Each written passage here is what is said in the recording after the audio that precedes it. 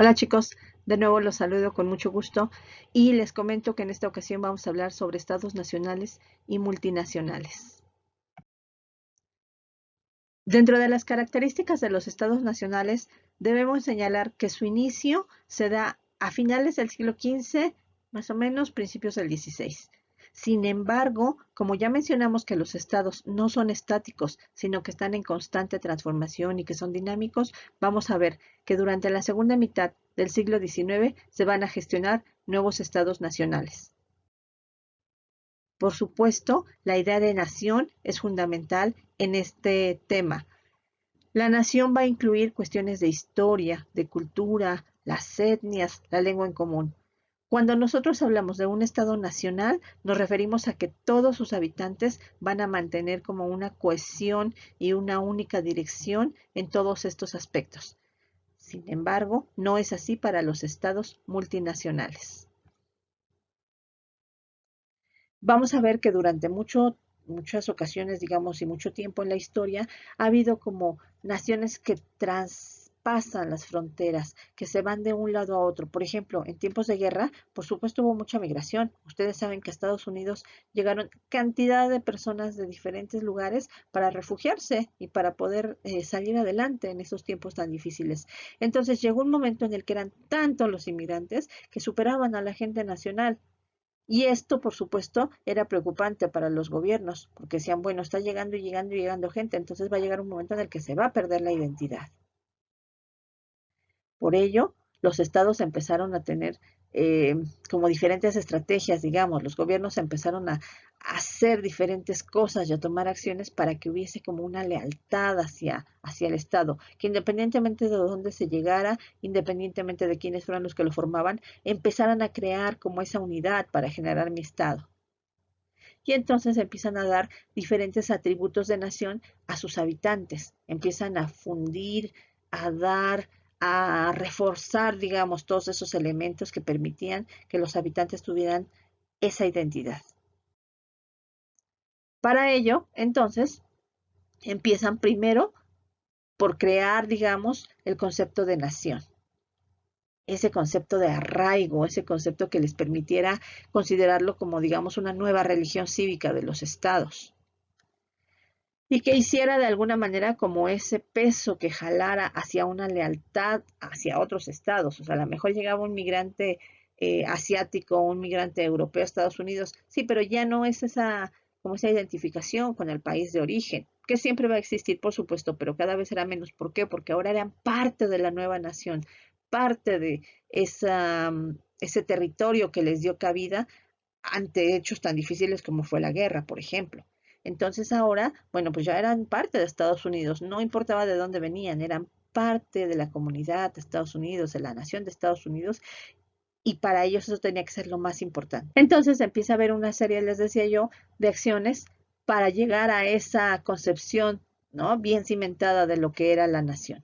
Y primero, pues empiezan a implementar una educación que pudiera ser como accesible a todos de alguna manera, ¿no? Entonces, en una educación primaria estatal, donde el gobierno fuera el que la pudiera brindar.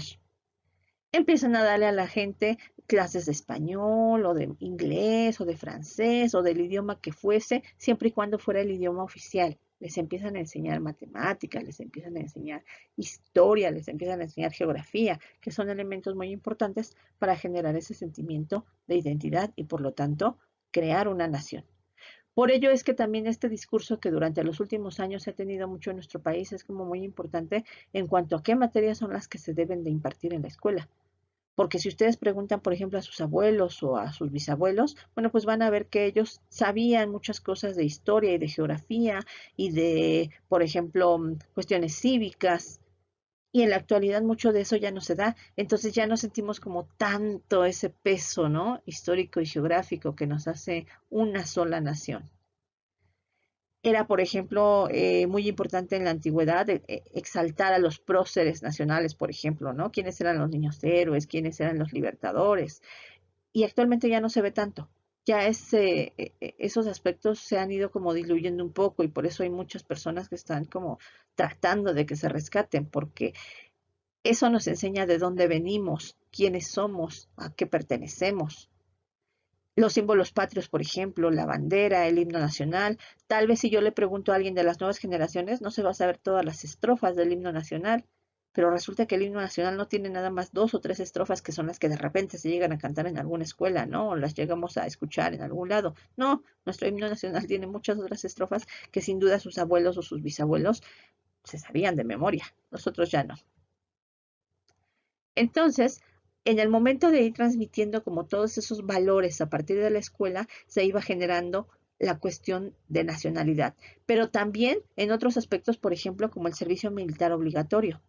En nuestro caso, la verdad es que el servicio militar es bastante light, que en el caso de hacerlo muchas veces pues los llevan a sembrar arbolitos o los llevan a pintar las banquetas, ¿no? Pero que hay muchas naciones que sí realmente hacen muchas cosas y les enseñan cómo proceder, por ejemplo, en caso de una invasión, les enseñan muchas cosas de cómo manejarse en caso de tener que ir, por ejemplo, a una lucha armada, y que hay naciones que incluso a las mujeres también se les hace hacer el servicio militar obligatorio como parte de los servicios hacia la nación.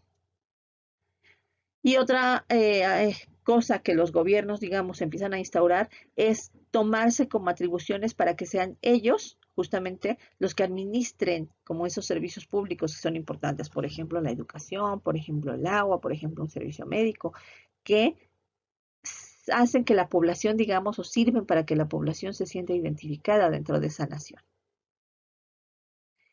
Por otro lado, existen estados multinacionales que están compuestos por diferentes naciones. Entonces, aunque comparten cultura, lengua, territorio, digamos, algunas características, no siempre se hace de la misma forma esta cohesión. Hay ocasiones en que para que puedan incorporarse estos estados como una misma nación, se hace de manera voluntaria, por ejemplo, una federación, o se hace de manera involuntaria, por ejemplo, en una conquista. Para el siglo XIX existieron 3 estados multinacionales que fueron muy importantes. El Imperio Ruso, por ejemplo, si nosotros vemos ese mapa, pues vamos a darnos cuenta que cada uno de los colores va a representar un grupo étnico diferente, cada uno con su propia cultura, con su propia forma de ver el mundo, con su propia forma, digamos, de organización. Entonces, sin embargo, eran parte del mismo Imperio Ruso. Esto también lo podemos ver en el Imperio Otomano, que durante un periodo anterior a la Primera Guerra Mundial existía en un territorio muy, muy grande, ¿no? Vemos ahí toda la zona que abarcaba este imperio. Y también está el Imperio Austrohúngaro, ¿no? Donde había gente que pertenecía a grupos étnicos, por ejemplo, los húngaros, los austriacos, los alemanes, los croatas, en fin, ¿no? Checos y de muchos otros lugares. En la actualidad, un buen ejemplo de estado multinacional pues sería Canadá. ¿Por qué? Pues porque se integra por ingleses, franceses y aborígenes. Si nosotros vamos a la parte donde la mayoría de la población es inglesa, no les simpatiza mucho que les hables en francés o que les digas, ay, ustedes son franceses. Pues no, porque ellos se sienten identificados con la parte sajona.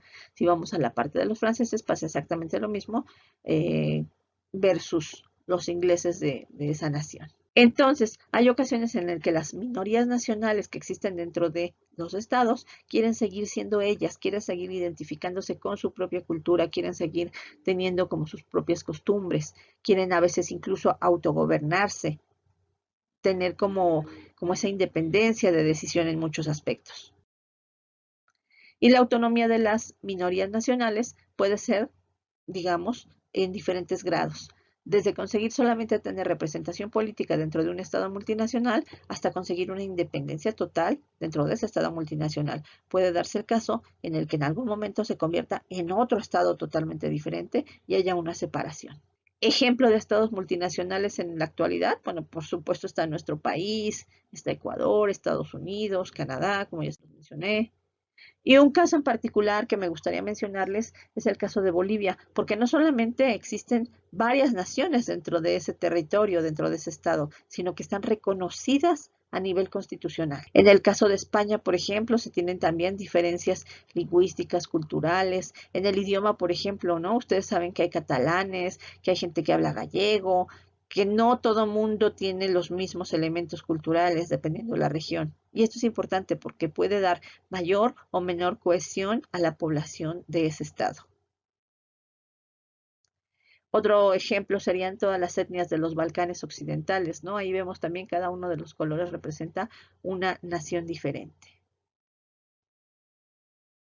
Entonces, resumiendo, vemos que los estados multinacionales se van a integrar por diversos pueblos y culturas.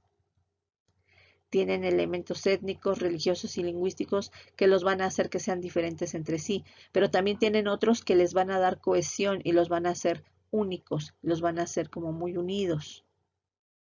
Pero algo muy importante es que siempre estos grupos van a rivalizar por el poder.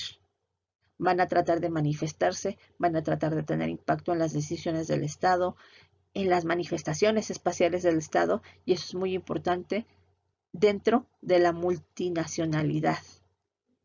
Y bueno, por el momento creo que sería todo. Vamos a dejar este tema hasta ahí y ya tendrás oportunidad de ampliar mucho más todas esas pequeñas dudas que sin duda ahora están surgiendo en tu cabeza.